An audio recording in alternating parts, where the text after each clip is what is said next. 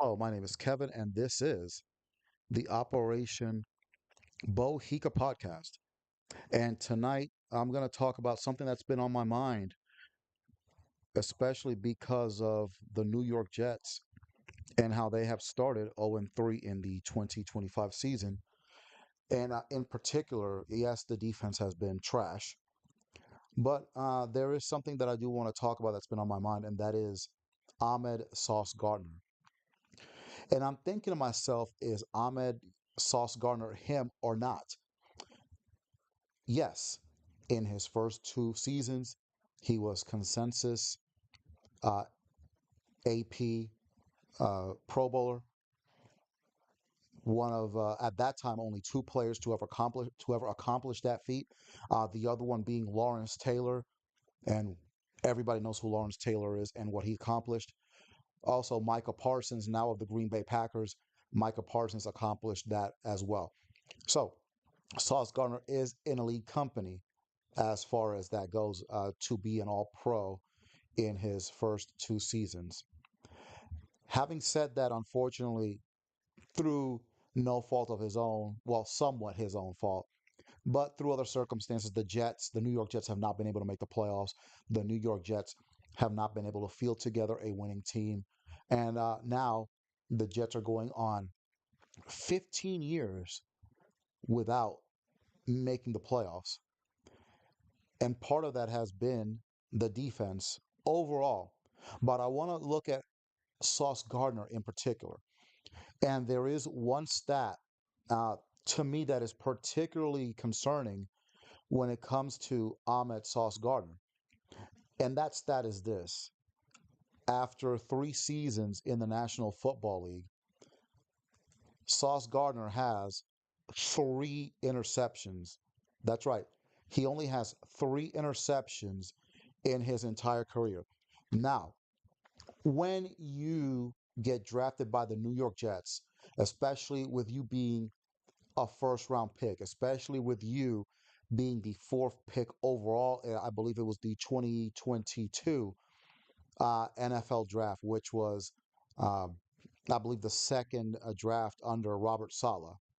Uh, there are expectations. You were drafted in that same draft class as Jermaine Johnson II. You were drafted in the same draft class as Garrett Wilson, but you were the guy. You were drafted fourth overall. Also, going in as a New York Jet, you do have the expectation of living up to one man, and that is Darrell Revis. Darrell Revis, without any question, the greatest cornerback in the history of the New York Jets, and also, without a doubt, one of the greatest cornerbacks in the history of the National Football League.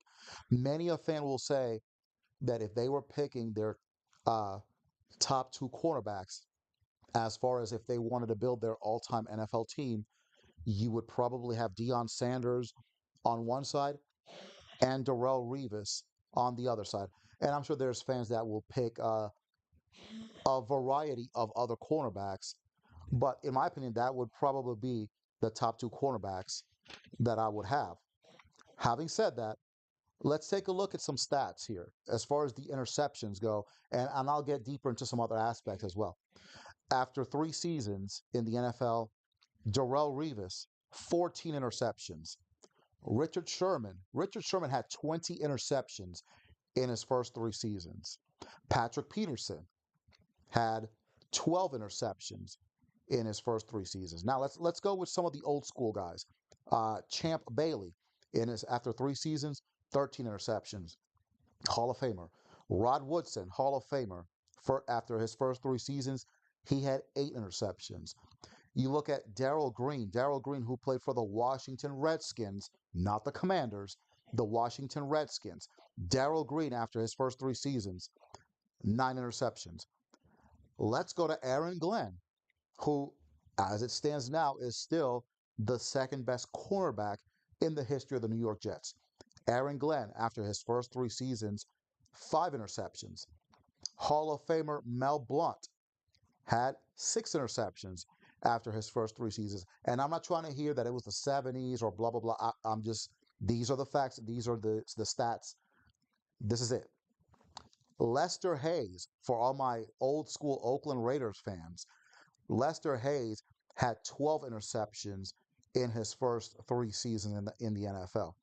Deion Sanders, probably the greatest corner ever, 14 interceptions in his first 3 seasons. Patrick Surtain, now we're going to go into some contemporaries. Patrick Surtain, 7 picks in his first 3 seasons. Jalen Ramsey, 9 picks in his first 3 seasons. Marlon Humphrey of the Baltimore Ravens, 7 interceptions in his first 3 seasons. Trayvon Diggs of the Cowboys, 17 interceptions in his first 3 seasons. I'm gonna give you one more old school one. Ronnie Lott, who is more remembered as a safety, but he did play cornerback his first about 4 or 5 years in the National Football League. Ronnie Lott had 13 interceptions in his first 3 seasons. Ronnie Lott made the Pro Bowl as a rookie and was one of the key factors in the 49ers winning their first ever Super Bowl in the 1981 season. And here we have Sauce Gardner with only 3 interceptions in his first 3 seasons. Is Sauce Gardner that dude or not? Because when I go back and look at Darrelle Revis in those days when Rex Ryan took over in the 2009 season, look at the list of the guys that he held under 35 yards. Terrell Owens twice. You can make a case that Terrell Owens was a little bit past his prime, but Terrell Owens could still get it done. Darrelle Revis shut him out twice. Randy Moss, who was in his prime with Tom Brady and the Patriots, guess what? Darrelle Revis shut down Randy Moss.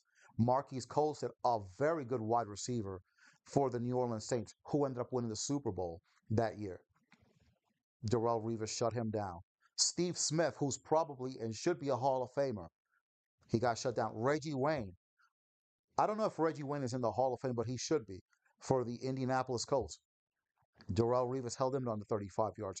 Chad Johnson, later known as Chad Ochocinco, with the Cincinnati Bengals, shut down by Darrelle Revis. Uh, Sauce Gardner has had some success against some of the top corners in the league, but at the same time, he's gotten burned. Take the game against Tampa Bay this past weekend. Mike Evans, I think he was better than Sauce Gardner. You look at the 3 interceptions that Sauce Gardner has had. No pick sixes, by the way. Let's throw that in there. So, have we overrated Sauce Gardner? Also, these cornerbacks that I've mentioned before, not only do they get interceptions, they tackled, except for Deion Sanders. But all the other ones that I've mentioned, they tackled. Sauce Gardner cannot tackle. Okay? It's like he's afraid of contact. He's okay out on the island out there with any other wide receiver, excuse me. But when it comes to tackling, he's terrible. In last week's game against the Bills, he had a sack on Josh Allen, but instead of using proper technique, which Sauce Gardner has not tried to improve on, he gave Josh Allen a church hug. Josh Allen brushed him off, gained some extra yardage, and that led to another scoring drive by Buffalo. Now, Buffalo would have probably scored anyway, but what I'm saying is, does Sauce Gardner really make plays that impact the game? Yes or no? I would say right now he's not doing that. In fairness to him, the rest of the Jets defense is just as bad.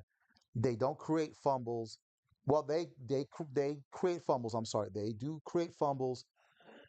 They do get sacks.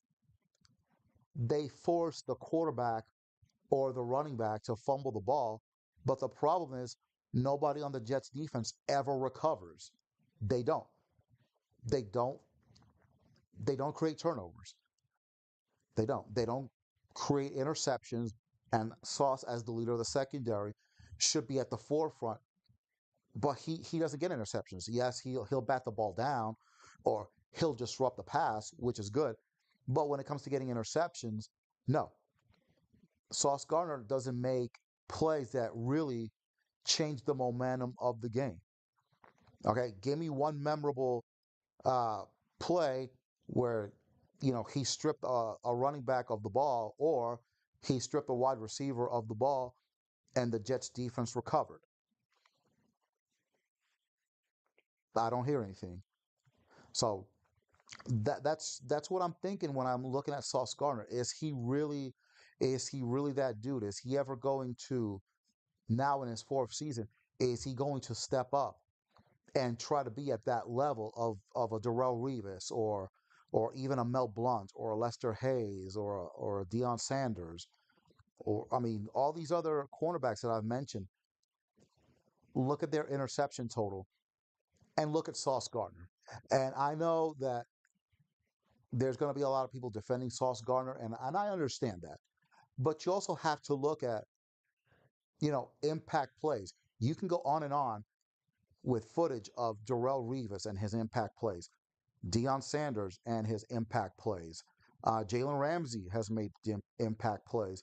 And then, of course, you have to talk about the Hall of Famers like Ronnie Lott, Champ Bailey, Darrell Green, etc. They make impact plays that shift the momentum of the game. I have yet to see Sauce Gardner do that. And quite frankly, haven't seen the rest of the New York Jets defense do that. They were hooping and hollering in the 2024 season about they were going to be like the 85 Bears. Yeah, you were like the 85 Bears, more like the 1885 Chicago Bears, not the 1985 Bears. And this season so far, it's looking the same with an 0-3 start. Hopefully, things will improve, and hopefully, Sauce Gardner will improve. I really want to see some improvement from Sauce Gardner in this 2025 season. Or, is this a situation kind of like Muhammad Wilkerson years ago where, now Sauce Gardner's got the big contract and now he's not motivated to play? I hope that's not the case. I hope Sauce Gardner and the New York Jets defense and the rest of the New York Jets team are able to turn around this 0-3 start. Those are my thoughts on Sauce Gardner. Like,